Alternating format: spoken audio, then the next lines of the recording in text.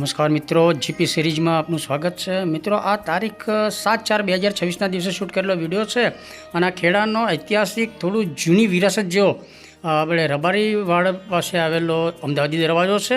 એને બોરિંગ દરવાજો પણ કહે છે, કારણ કે અહીંયા ગરમ પાણીનો ઝરો નીકળ્યો હતો। પ્રાચીન સમય અહીંયા આગળ ગરમ પાણી કુદરતી જ અંદરથી ઉલેચાય અને બહાર નીકળતું હતું અને એક આરોગ્યની દ્રષ્ટિએ એ ગરમ પાણી ખૂબ જ સારું હતું। ચામડીના રોગ મટી જતા હતા। અનેક લોકો આ ગરમ પાણીનો કપડાં ધોવામાં, વાસણ ઘસવામાં ઉપયોગ કરતા હતા। એવા એક ઐતિહાસિક આપણું ખેડાની વિરાસત જેવો આ દરવાજો છે। ઇતિહાસ એનો જબરજસ્ત છે, આપણે એને વિસારી દીધો છે। પરંતુ હમણાં તાજેતરમાં આપણે જાણ્યું એ પ્રમાણે ગુજરાતના જીઓથર્મલ એનર્જી ડિપાર્ટમેન્ટ અથવા એમ કહેવાય કે ભૂસ્તર શાસ્ત્રીઓ દ્વારા જે હમણાં સર્વે કરવામાં આવ્યો અને જમીનની અંદર ચોક્કસ કઈ જગ્યાએ ગરમ પાણીનો પ્રવાહ વહી રહ્યો છે એની બધી તપાસ કરવામાં આવી હતી। અને એ પૈકી આપણા ખેડાનો પણ આપણે એમાં સમાવેશ કરાવી શકાય, પરંતુ આપણે કોઈ આ બાબતમાં નેતાઓ આગળ આવ્યા નથી અને કોઈને ખેડામાં રસ નથી। નહીં તો આપણે આ જે સરકાર દ્વારા કાર્યક્રમો ચાલે છે એ પ્રમાણે અહીંયા ગરમ પાણીનો સ્ત્રોત જરૂર હશે। આ ઐતિહાસિક દૃષ્ટિએ, ધાર્મિક દૃષ્ટિએ ખૂબ જ સરસ ઉગમણી હેર છે અને ડેવલપ કરવામાં આવે તો એક સારી એક પર્યટન ધાર્મિક ટુરિઝમ પ્લેસ તરીકે આ સ્થળ વિકસિત થાય એવું છે। પરંતુ આપણી પાસે એવા કોઈ સક્ષમ લીડરો નથી અને આ ખેડા એક ઐતિહાસિક નગર છે। એના વારસાનો આપણે ભૂતકાળનો આપણે પ્રચાર પ્રસાર કરી અને એક હેરિટેજ સાઇટ તરીકે ખેડાને ડેવલપ કરી શકાય। ખેડાનું ધાર્મિક રીતે પણ ખૂબ જ મહત્ત્વ છે અને એમ કહેવાય છે, દંતકથા અને લોકગીત વાતો પ્રમાણે એમ કહેવાય છે કે ભગવાન રામચંદ્રજીના પરમ ભક્ત હનુમાનજીના પુત્ર રાજા મકરધ્વજના દીકરા રાજા મયુરધ્વજે આ શહેર વસાવેલું છે। એમ કહેવાય છે કે રામ રાજ્ય સમયે ભગવાન રામચંદ્રજીના પુત્ર રાજા લવ અને રાજા કુશ દ્વારા આ પ્રદેશનું સુશાસન માટે હનુમાનજીના પુત્ર રાજા મકરધ્વજના દીકરા મયુરધ્વજને આ પ્રદેશ સોંપવામાં આવ્યો હતો। અહીંયા હમણાં બતાવી તે ઉગમણી હેર નદી છે, ખૂબ જ પવિત્ર કહેવાય છે। ભારતની તમામ નદીઓમાં વિશેષતા ધરાવતી આ વાત્રક નદી છે અને પુરાણોમાં પણ એનો ઉલ્લેખ છે। અને આ જે સ્થળ દેખાય છે અહીંયા કુદરતે પણ મહેરબાની કરેલી હતી। અહીંયા ગરમ પાણીનો સ્ત્રોત ઝરો હતો અને એમ કહે છે કે ટેકનિકલ સ્ત્રોત તો ત્યાં જ હોય છે। ટુવા અને ટીંબામાં જે ગરમ પાણી છે એ રીતે આ જગ્યાએ, આ સ્થળે ખેડામાં ગરમ પાણીનો સ્ત્રોત અંદર જરૂર વહેતો હશે, ઘણો ઊંડો ઉતરી ગયો છે। પણ સરકાર અથવા સ્થાનિક તંત્ર ઐતિહાસિક આ ધરોહરને જીવંત કરવામાં થોડા આગળ આવે અને આપણા નેતાઓ પણ થોડો પ્રયત્ન કરે તો ગરમ પાણીનો સ્ત્રોત ઝરો અહીંયા જરૂર હશે।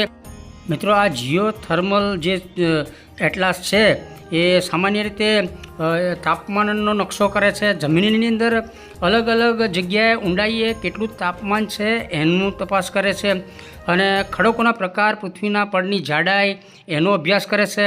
અને ગરમ પાણીના ઝરણા, ખાસ તો આપણે ખેડા આ સ્થળ સાથે સંકળાયેલી વાત છે, એ જોતાં કુદરતી રીતે જ્યાં ગરમ પાણી બહાર આવતું હોય તેવા સ્થળોની માહિતી એકત્રિત કરે છે। પરંતુ આપણે ખેડામાં કોઈ લીડરો, આપણી પાસે નેતા જ નથી। કદાચ હવે એવું બને કે હવે જે વિધાનસભાની સીટો વધવાની છે એમાં ખેડા તાલુકાને જુદા વિધાનસભાની બેઠક મળે અને ધારાસભ્ય આપણો થાય તો ખેડા માટે કોઈ અવાજ કરે। અહીંયા જો આ ભૂગર્ભ ગટર છે, કરોડોનો પ્રોજેક્ટ છે, તેમ છતાં ગંદુ પાણી ખેડાનું નદીમાં વહેવડાવવામાં આવે છે। નદીમાં ઉતરવા અહીં સરસ પગથિયા હતા। પવિત્ર જગ્યા છે, ઉગમણી હેર સામે છે, એનું પ્રવાહ અહીં આવે છે।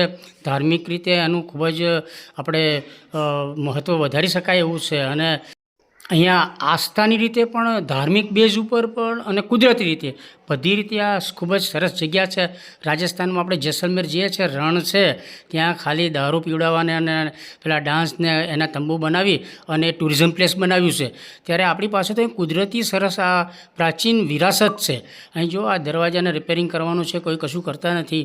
અને અહીંયા જો આ પ્રાચીન પાટલા ઈંટો, જે આપણી સંસ્કૃતિ, અત્યારે તમે આધુનિક બધું જુઓ છો પણ પ્રાચીન સમયે પાટલા જેવી મોટી ઈંટોથી ચણતર થતું હતું। આ બધી પ્રાચીન વિરાસત બતાવી અને લોકોને અહીંયા આકર્ષી શકાય છે અને ટુરિઝમ પ્લેસ સારું બનાવી શકાય એવું છે। એ માટે ખેડામાં જાગૃતતા લાવવી જરૂરી છે। અહીં તમે કોટ, કિલ્લો, કાંગરા અને બધો જ ઇતિહાસ અહીં ધબકે છે। પ્રાચીન ધાર્મિક મહત્ત્વ પણ આપણું છે। રામ રાજ્ય સમયનું આ શહેર છે। ભગવાન સ્વામિનારાયણ પણ અહીં આવ્યા હતા અને અહીંયા મુક્તજીવન સ્વામી બાપા સરસ પ્રાગટ્ય ધામ છે। એ મંદિર પણ ખૂબ જ સરસ વિશ્વ લેવલે ધર્મ પ્રચાર અને ધાર્મિક અનુષ્ઠાનો કરે છે। આ ખેડા શહેરનું ખૂબ જ ઐતિહાસિક કુદરતી મહત્ત્વ ધરાવતું આ સ્થાન છે. માત્ર આને જાળવવાનું છે, એનો મહિમા વધારવાનો છે, એની પ્રાચીન મહત્ત્વતા, ઐતિહાસિક મહત્ત્વતા એ આપણે દુનિયાને જણાવવાની જરૂર છે અને આપણા રાજકીય નેતાઓએ આગળ આવવાની જરૂર છે. અને ફરી જણાવી દઈએ કે જીઓથર્મલ એટલાસ એટલે પૃથ્વીની અંદર છુપાયેલા ગરમીના ખજાનાનો નકશો રાખે છે અને ભવિષ્યમાં ગ્રીન એનર્જી એટલે હરિત ઉર્જા માટે આપણું આ સ્થળ ખૂબ જ કિંમતી છે. અહીંયા માત્ર સંશોધન કરવાની જરૂર છે, લીડરોએ આગળ આવવાની જરૂર છે. ખેડા ધાર્મિક, ઐતિહાસિક અને કુદરતી રીતે ખૂબ જ સક્ષમ છે. માત્ર આપણે પ્રચાર પ્રસાર કરી શક્યા નથી. તો આ સાથે આ જે રબારીવાડ બોરિંગ દરવાજો છે, જ્યાં કુદરતે મહેરબાની કરેલી છે, પાછળ સરસ વાત્રક નદી છે. આ એરિયાને ડેવલપ કરવા માટે ખેડા નગરજનો આગળ આવે એવી આપણી વિનંતી છે.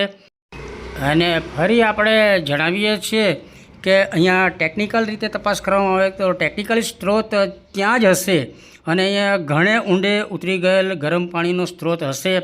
સરકાર અથવા આપણા લીડરો અથવા આપણા નેતાઓ જેને આપણે વોટ આપીને મોટા બનાવ્યા છે, એ બધા આ ઐતિહાસિક ધરોહરને જીવંત કરવા માટે એ લોકો ધારે રાજકીય ઈચ્છાશક્તિ હોય તો આધુનિક ટેકનોલોજીની મદદથી ગરમ પાણીનો કુંડ ફરી અહીં ચાલુ કરી શકાય એવું છે. અને એ માટે ખેડાના નાગરિકોની ઈચ્છાશક્તિ પણ જરૂરી છે. મિત્રો, આ વિડીયો આપને ગમ્યો તો લાઈક કરો, શેર કરો, જીપી સિરીઝના વિડીયો જોતા રહો. જય હિન્દ, વંદે ગુજરાત.